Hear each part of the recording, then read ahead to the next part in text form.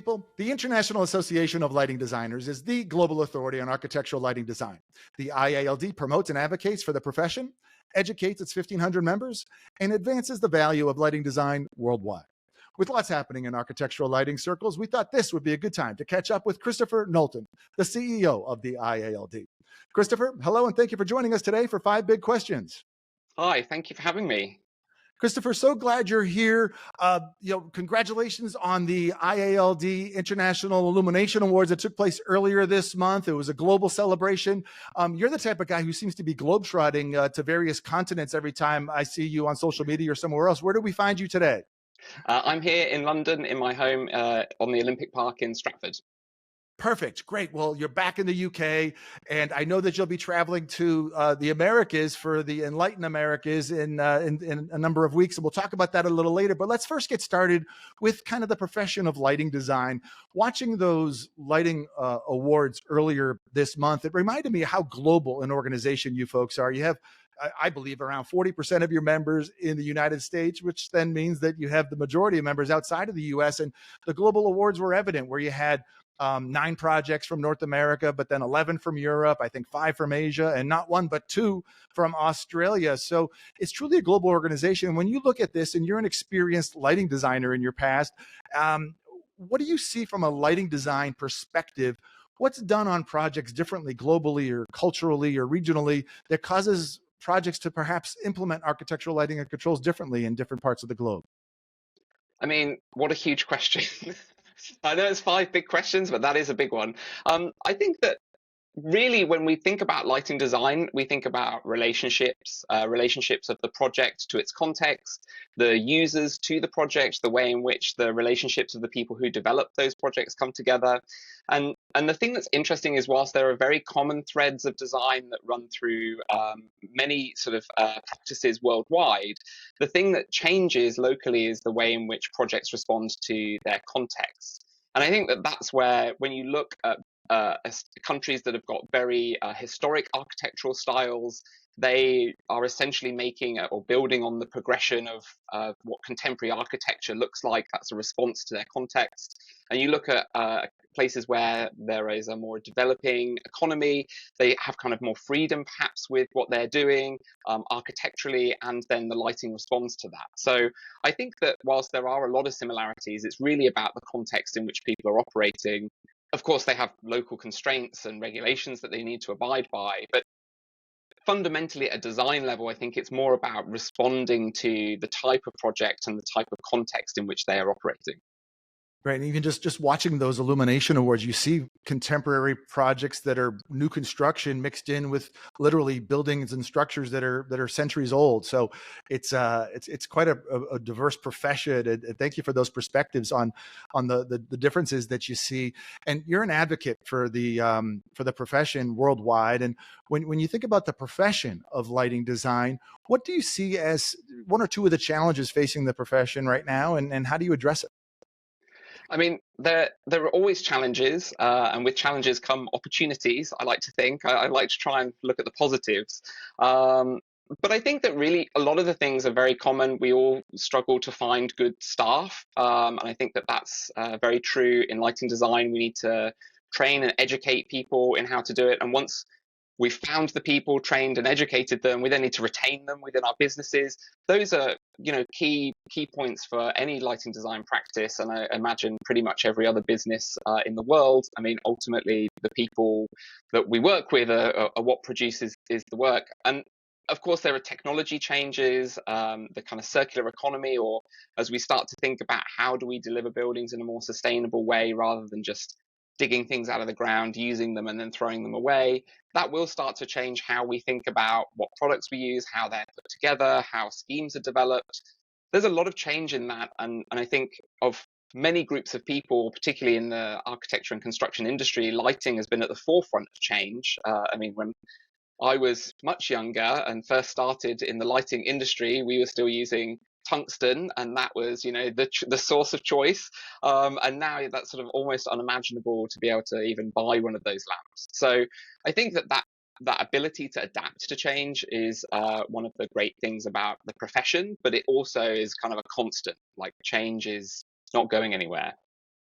No, that makes a lot of sense. And just to play off one of the things you mentioned on kind of that circular economy or the sustainability story, I think Europe is actually ahead of the curve compared to the U.S. in some of those areas. And what do you think is going to drive that more? Is it going to be the end users and occupants and building owners that are requiring more of a sustainable approach, or is it going to be legislation? What's going to be the driving force that takes the wheel and makes it happen? I think probably a combination of both. I mean, you certainly can see, or I hear anecdotally that um, clients now, particularly the bigger developers, are requiring, very strict requirements on what can be used, what are the materials, what they will accept in their projects, and what they're really seeking to do. But also, we as an industry also need to push for that. We need to accept that we can't continue in the way that we have done things, in the same way that I think most people accept we can't continue using fossil fuels in the same way. We need to start responding, and we have an obligation to help encourage people to make that transition. So I think it will probably be a combination of the two. I always say, follow the money, and ultimately commerce tends to drive things, but regulation, I think, would also go a long way to helping push that if it's done in the right way. And of course, there's a conversation, something that we're trying to be involved with is some of these questions are incredibly complex, and how do you measure the impact of a particular product or a scheme, or how do you use it, and what's its lifespan? All of these kind of complicated questions need to be answered in concert with the regulation in order to make it a useful process. For sure. That's excellent insights. And thank you for those.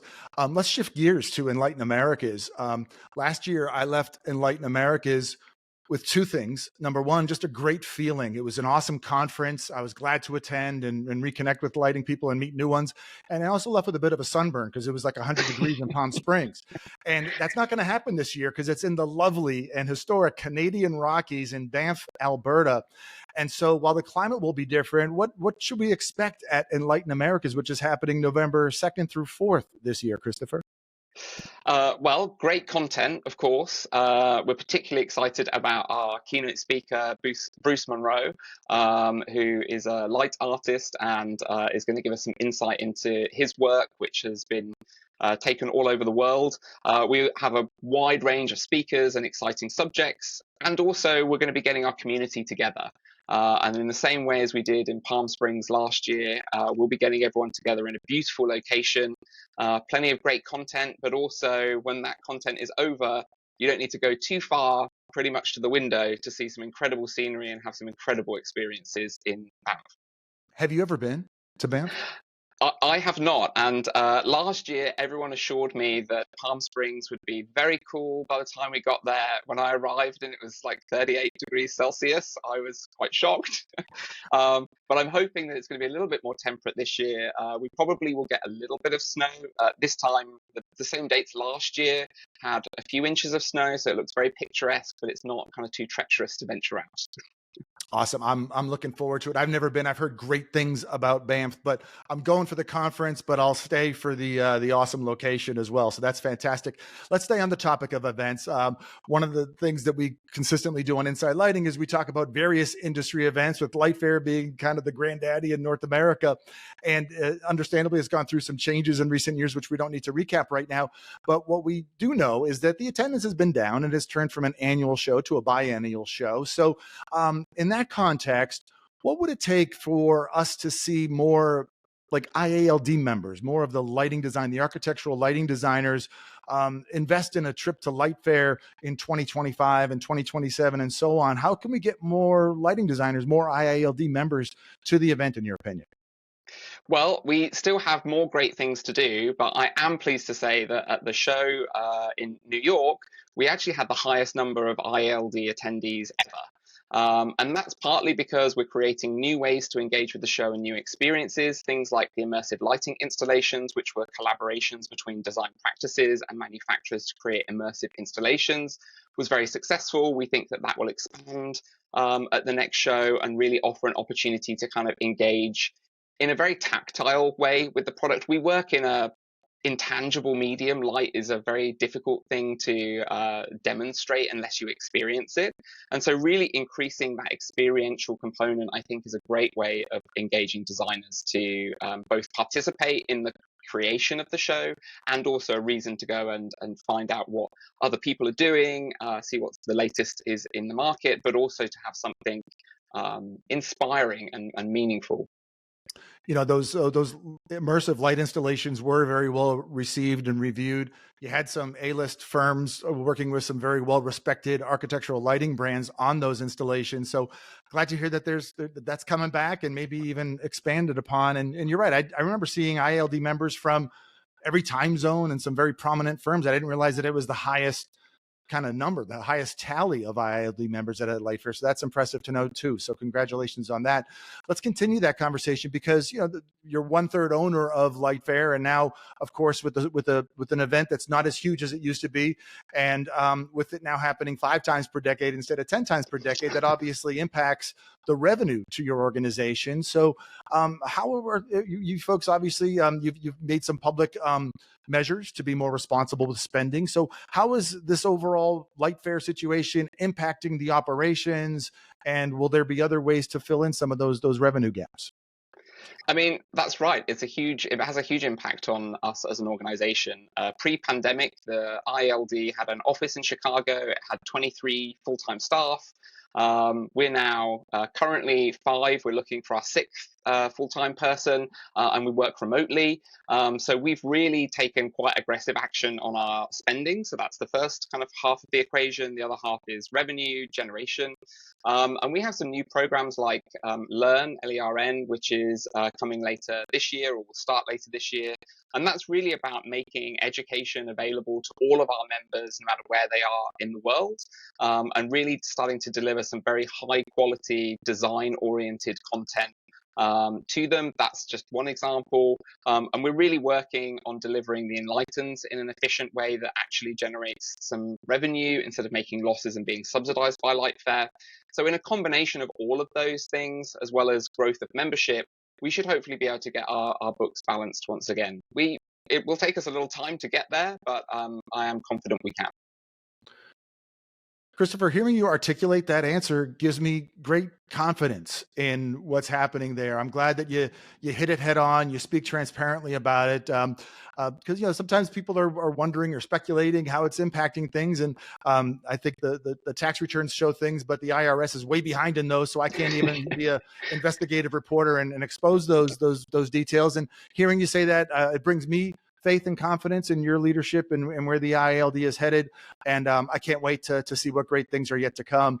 And furthermore, I can't wait to see you and the rest of the team in Banff when we go to that bang-in party on that Friday night in Banff. I'm going to be probably drinking some brown liquor. What's your drink at that type of festive event? Well, I never used to drink it, but someone recently got me into bourbon. And so I have become a fan of bourbon. That's now my new go-to drink. Perfect. Well, when it's 4 degrees Celsius, a nice, neat bourbon will warm up your soul, and it'll also loosen up some conversation in the right circles as well. So I can't wait to share a bourbon with you in Banff, and hopefully we'll cross paths before then. But Christopher, thank you for joining us today for 5 Big Questions. Thank you. Hey there, we really enjoyed that discussion. We hope that you did as well. Be sure to click that big LED logo next to me, and what that'll do is subscribe you to our YouTube channel so you don't miss the next 5 Big Questions interview. And YouTube subscribers always receive an early preview to the next interview before we even post it on the Inside Lighting website. Thanks, and we'll see you next time.